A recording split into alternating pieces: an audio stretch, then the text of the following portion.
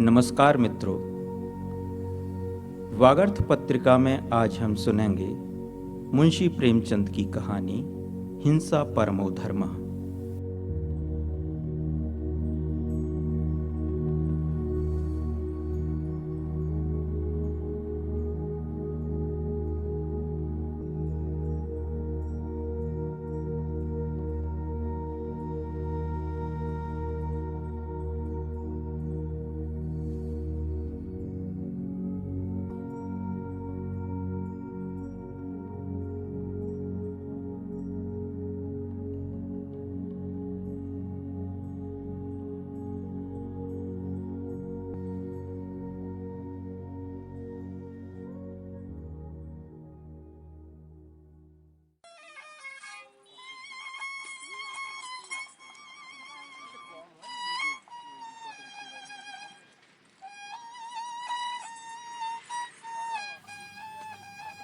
दुनिया में कुछ लोग ऐसे होते हैं जो किसी के नौकर न होते हुए भी सबके नौकर होते हैं, जिन्हें कुछ अपना काम न होने पर भी सिर उठाने की फुर्सत नहीं होती।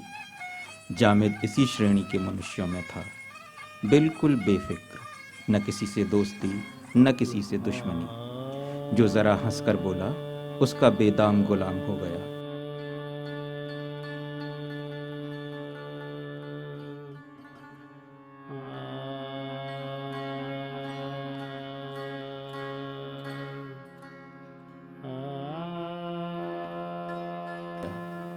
बेकाम का काम करने में उसे मजा आता था।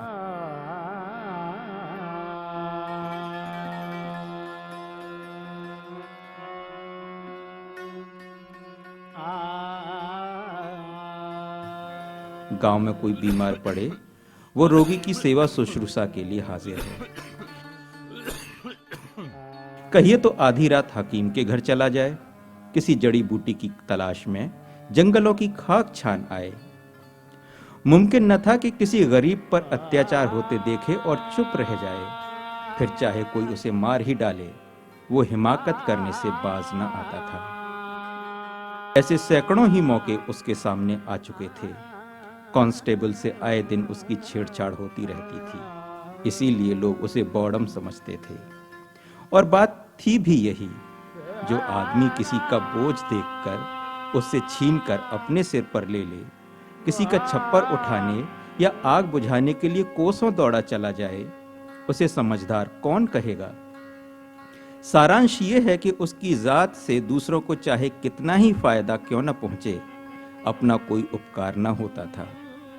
यहां तक कि वो रोटियों के लिए भी दूसरों का मुहताज था। दीवाना तो वो था और उसका गम दूसरे खाते थे।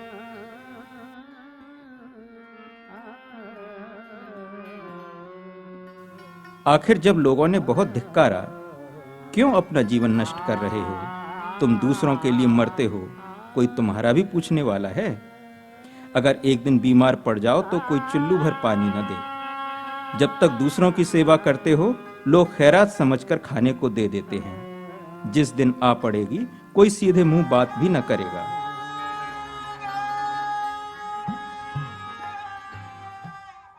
तब जामिद की आंखें खुली।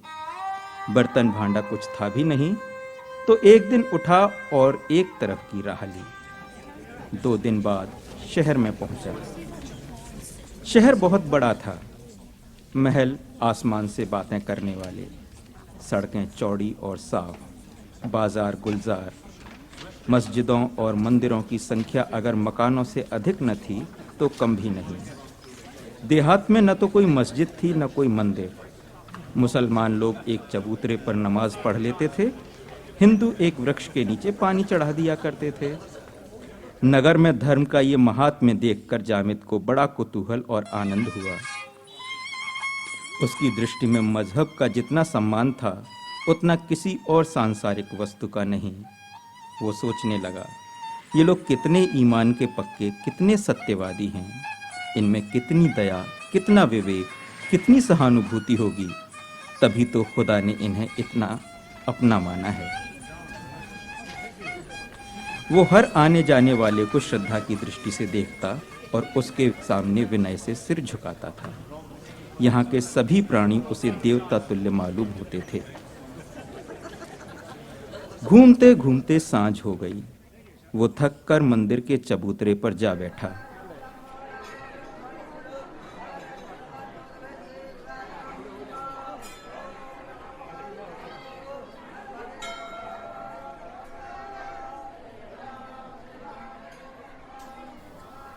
मंदिर बहुत बड़ा था। ऊपर सुनहला कलश चमक रहा था। जगमोहन पर संगमरमर के चौके जड़े हुए थे, मगर आंगन में जगह जगह गोबर और कूड़ा पड़ा था। जामिद को गंदगी से चिढ़ थी। देवालय की ये दशा देखकर उससे रहा न गया। इधर उधर निगाह दौड़ाई कि कहीं झाड़ू मिल जाए तो साफ कर दे, पर झाड़ू कहीं नजर न आई। विवश होकर उसने दामन से चबूतरे को साफ करना शुरू कर दिया।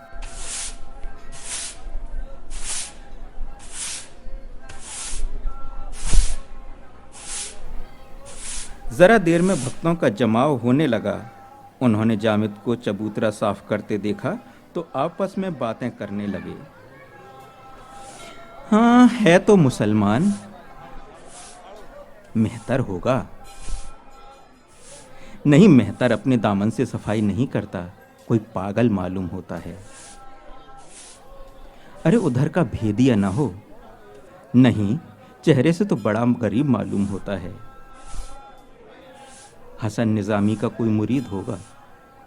अजी गोबर के लालच से सफाई कर रहा है, कोई भटियारा होगा। गोबर न ले जाना बे, समझा? कहां रहता है? परदेशी मुसाफिर हूं साहब, मुझे गोबर लेकर क्या करना है? ठाकुर जी का मंदिर देखा तो आकर बैठ गया। कूड़ा पड़ा हुआ था तो मैंने सोचा धर्मात्मा लोग आते होंगे, सफाई करने लगा। तुम तो मुसलमान हो ना? ठाकुर जी तो सबके ठाकुर हैं, क्या हिंदू क्या मुसलमान। तुम ठाकुर जी को मानते हो? ठाकुर जी को कौन न मानेगा साहब, जिसने पैदा किया उसे न मानूंगा तो किसे मानूंगा। भक्तों में ये सलाह होने लगी, देहाती है, फांस लेना चाहिए, जाने ना पाए।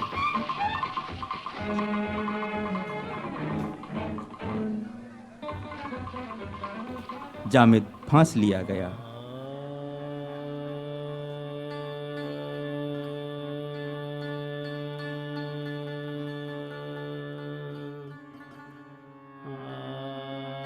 उसका आदर सत्कार होने लगा। एक हवादार मकान रहने को मिला। दोनों वक्त उत्तम पदार्थ खाने को मिलने लगे। 2-4 आदमी हरदम उसे घेरे रहते। जामिद को भजन खूब याद थे, गला भी अच्छा था। वो रोज मंदिर में जाकर कीर्तन करता।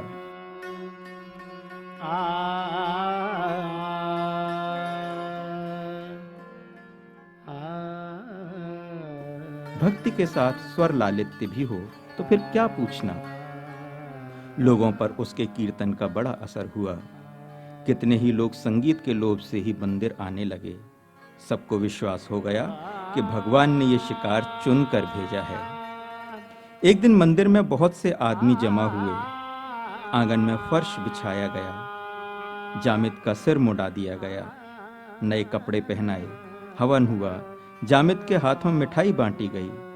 वो अपने आश्रयदाताओं की उदारता और धर्मनिष्ठा का और भी कायल हो गया।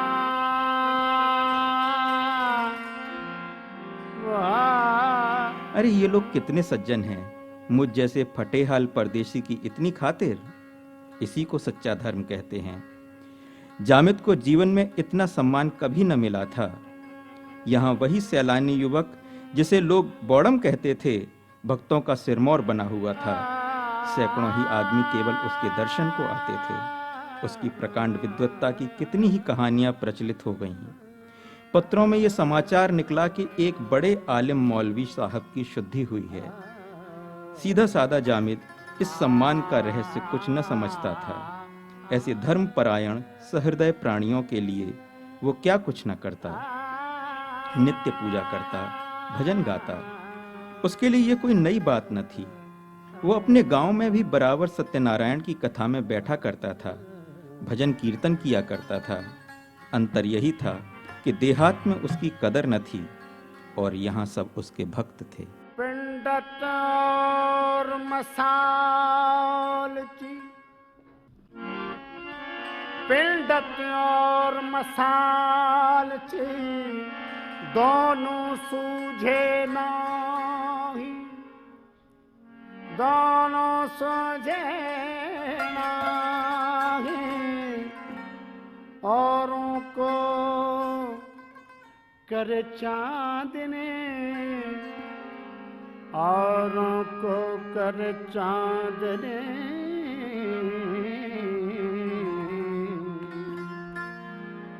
और आप अंधेरे माही, औरों को कर चांदने, आप अंधेरे माही। पिंडत बार, पिंडत बार पतरा। एक दिन जामिद कई भक्तों के साथ बैठा हुआ कोई पुराण पढ़ रहा था, तो वो क्या देखता है कि सामने सड़क पर एक बलिष्ठ युवक माथे पर तिलक लगाए, जनेऊ पहने एक बूढ़े दुर्बल मनुष्य को मार रहा है।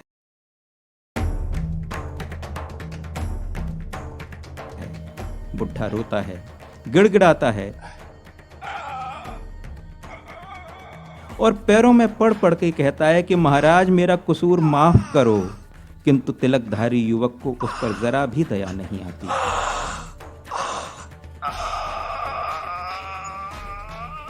जामिद का रक्त खौल उठा। ऐसे दृश्य देखकर वह शांत नहीं बैठ सकता था। तुरंत कूदकर बाहर निकला और युवक के सामने आकर बोला, बुढ़े को क्यों मारते हो भाई? तुम्हें इस पर जरा भी दया नहीं आती? मैं मारते मारते इसकी हड्डियां तोड़ दूंगा।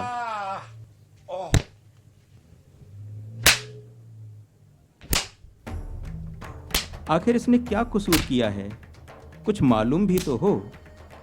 इसकी मुर्गी मेरे घर में घुस गई थी और सारा घर गंदा कर गई। तो क्या इसने मुर्गी को सिखा दिया था कि तुम्हारा घर गंदा कर जाए? खुदाबंद मैं उसे बराबर खांचे में ढके रहता हूं। आज गफलत हो गई। कहता हूं महाराज कसूर माफ करो, मगर नहीं मानते। हुजूर मारते मारते अधमरा कर दिया। बुढ़ा बोला।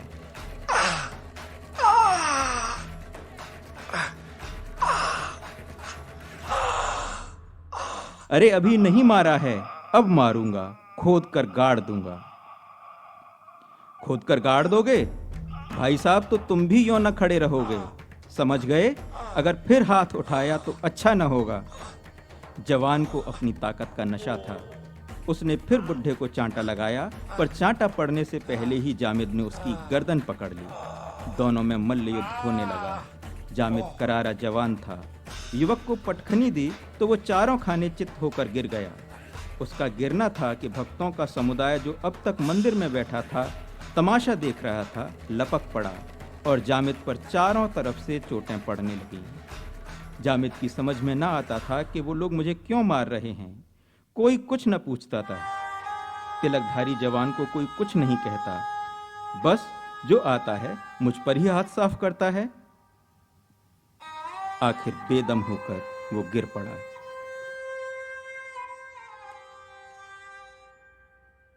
तब लोगों में बातें होने लगी। दगा दे गया, धत तेरी जात की। कभी मलेच्छों से भलाई की आशा नहीं रखनी चाहिए। कौआ कौओं के साथ ही मिलेगा।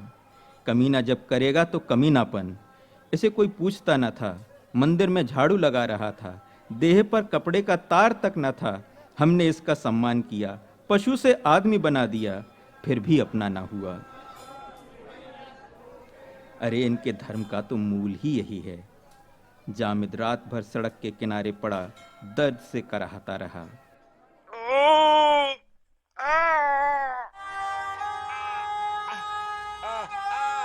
उसे मार खाने का दुख न था। ऐसी यातनाएं वो कितनी बार भोग चुका था। उसे दुख और आश्चर्य केवल इस बात का था कि उन लोगों ने क्यों एक दिन मेरा इतना सम्मान किया और क्यों आज अकारण ही मेरी इतनी दुर्गति की। इनकी वो सज्जनता आज कहाँ गई? मैं भी तो वही हूं, मैंने कोई कसूर भी नहीं किया। मैंने तो वही किया जो ऐसी दशा में सभी को करना चाहिए। फिर इन लोगों ने मुझ पर क्यों इतना अत्याचार किया? देवता क्यों राक्षस बन गए? वो रात भर इसी उलझन में पड़ा रहा। प्रातः काल उठकर एक तरफ की राह ली। कादी छोड़ कुरान, वो तारीख बताई दे, थे ना जमीन आसमान।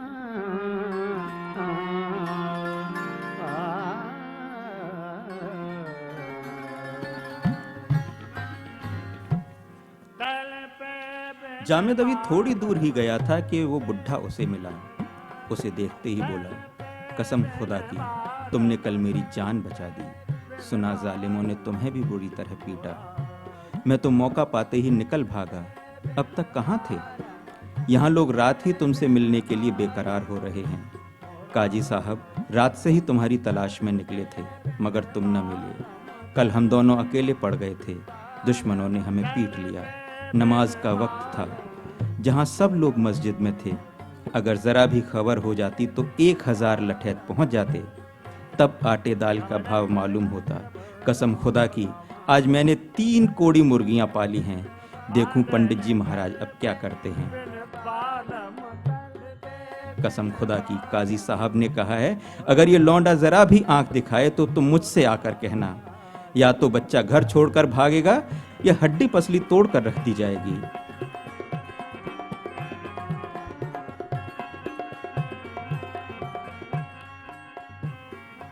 जामिद को लिए वो बुढ़ा काजी जोरावर हुसैन के दरवाजे पर पहुंचा। काजी साहब वजू कर रहे थे। जामिद को देखते ही दौड़कर गले लगा लिया। बोले, वल्लाह तुम्हें ही आंखें ढूंढ रही थी।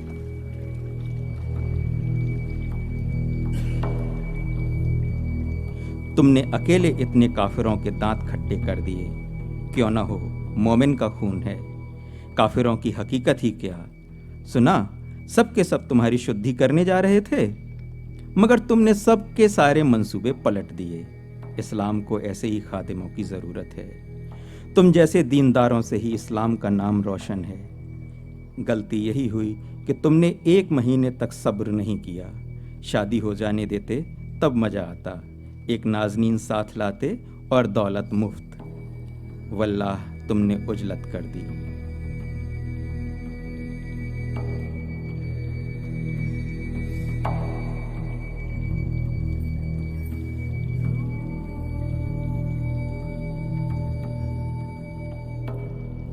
दिन भर भक्तों का तांता लगा रहा। जामिद को एक नज़र देखने का सबको शौक था। सभी उसकी हिम्मत, जोर और मजहबी जोश की प्रशंसा करते थे।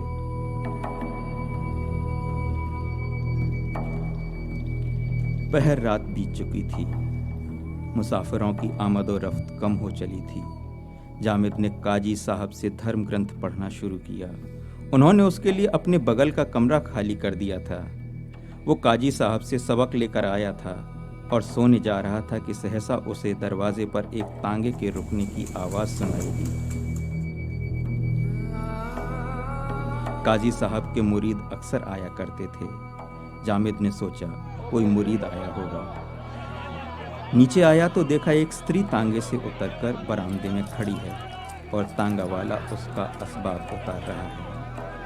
महिला ने मकान को इधर उधर देखकर कहा, नहीं जी, मुझे अच्छी तरह ख्याल है ये उनका मकान नहीं है। शायद तुम भूल गए हो। हुजूर तो मानते ही नहीं, तांगे वाला बोला। कह दिया कि बाबू साहब ने मकान तब्दील कर लिया है, ऊपर चलिए। स्त्री ने कुछ झिझकते हुए पूछा, बुलाते क्यों नहीं, आवाज दो। तांगे वाले ने कहा, ओ साहब, आवाज क्या दूं? जब जानता हूं कि साहब का मकान यही है तो नाहक चिल्लाने से क्या फायदा। बेचारे आराम कर रहे होंगे, आराम में खलल पड़ेगा। आप निसा खातिर रहिए, चलिए ऊपर चलिए। औरत ऊपर चली। पीछे पीछे तांगे वाला असबाब लिए हुए चला। जामिद गुमसुम नीचे खड़ा रहा। ये रहस्य उसकी समझ में नहीं आया। तांगे वाले की आवाज सुनते ही काजी साहब छत से निकल आए और औरत को आते देख कमरे की खिड़कियां चारों तरफ से बंद करके खूंटी पर लटकती तलवार उतार ली और दरवाजे पर आकर खड़े हो गए।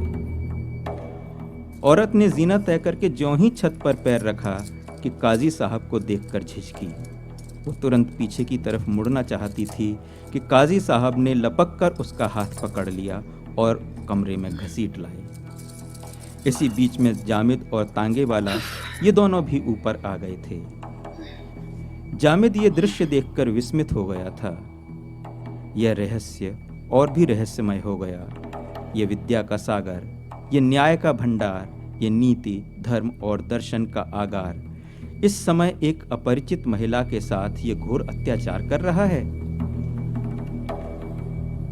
तांगे वाले के साथ वो भी काजी साहब के कमरे में चला गया। काजी साहब ने स्त्री के दोनों हाथ पकड़े हुए थे।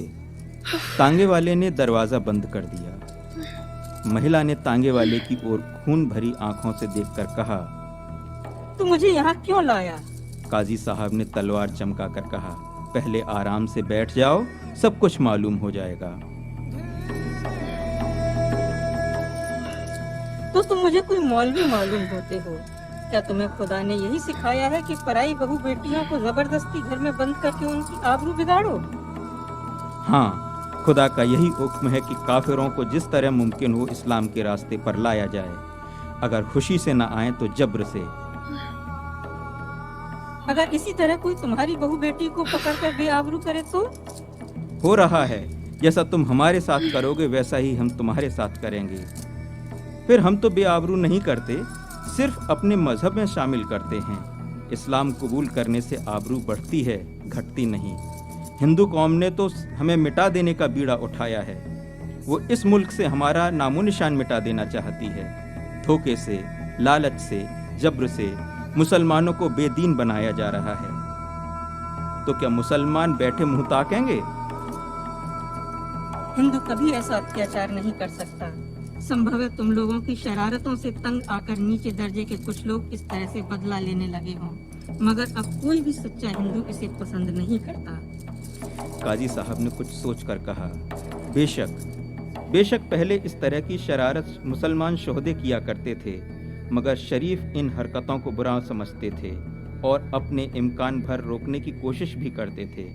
तालीम और तहजीब की तरक्की के साथ कुछ दिनों में ये गुंडापन जरूर गायब हो जाता, मगर अब तो सारी हिंदू कौम हमें निगलने के लिए तैयार बैठी है। फिर हमारे लिए और रास्ता ही कौन सा है? हम कमज़ोर हैं, इसलिए हमें मजबूर होकर अपने को कायम रखने के लिए दगा से काम लेना पड़ता है। मगर तुम इतना घबराती क्यों हो? तुम्हें यहाँ किसी चीज़ की तकलीफ न होगी। इस्लाम औरतों के हक का जितना लिहाज करता है उतना और कोई मजहब नहीं करता, और मुसलमान मर्द तो अपनी औरत पर जान देता है। मेरे ये नौजवान दोस्त तुम्हारे सामने खड़े हैं ना, इन्हीं के साथ तुम्हारा निकाह करा दिया जाएगा। बस आराम से जिंदगी बसर करना। मैं तुम्हें और तुम्हारे धर्म को घृणित समझती हूँ। तुम कुत्ते हो, इसके सिवा तुम्हारे लिए कोई दूसरा नाम नहीं। खैरियत इसी में है कि मुझे जाने दो, नहीं तो मैं अभी शोर मचा दूंगी और तुम्हारा सारा मौलवीपन निकल जाएगा। अगर तुमने जुबान खोली तो तुम्हें जान से हाथ धोना पड़ेगा, बस इतना समझ लो। आबरू के सामने जान की कोई हकीकत नहीं। तुम मेरी जान ले सकते हो, मगर आबरू नहीं ले सकते।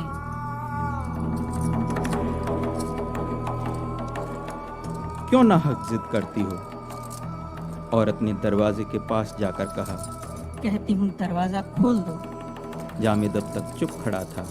जो ही स्त्री दरवाजे की तरफ चली और काजी साहब ने उसका हाथ पकड़कर खींचा, जामिद ने तुरंत दरवाजा खोल दिया और काजी साहब से बोला, इन्हें छोड़ दीजिए। क्यों बे, क्या बकता है? कुछ नहीं, खैरियत इसी में है कि इन्हें छोड़ दीजिए।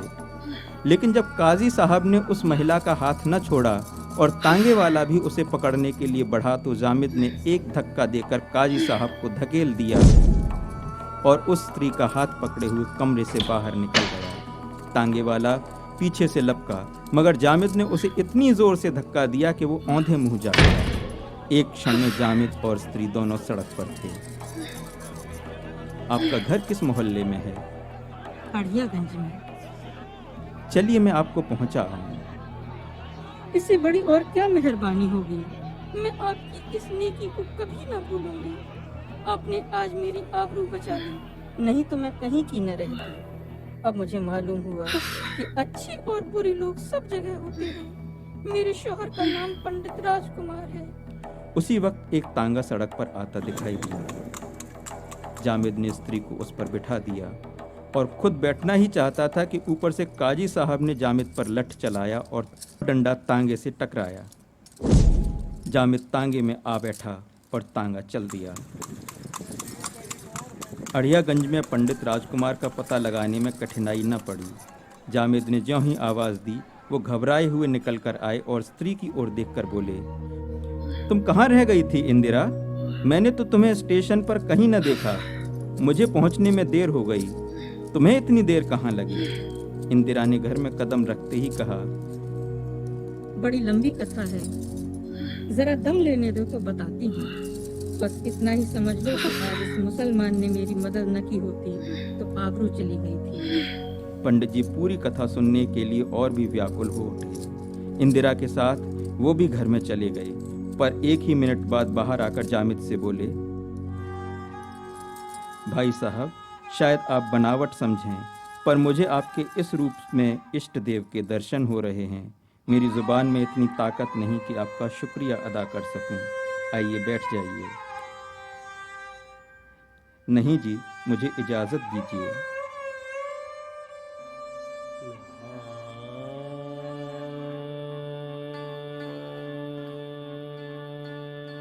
मैं आपकी इस नेकी का क्या बदला चुका सकता हूँ? इसका बदला यही है कि इस शरारत का बदला किसी गरीब मुसलमान से न लीजिएगा। मेरी आपसे यही दरख्वास्त है। ये कहकर जामिद उठ खड़ा हुआ और उस अंधेरी रात के सन्नाटे में शहर से बाहर निकल गया। उस शहर की विषाक्त वायु में सांस लेते हुए उसका दम घुटता था। वो जल्द से जल्द शहर से भागकर अपने गांव पहुंचना चाहता था, जहां मजहब का नाम सहानुभूति, प्रेम और सौहार्द था। धर्म और धार्मिक लोगों से उसे घृणा हो गई थी।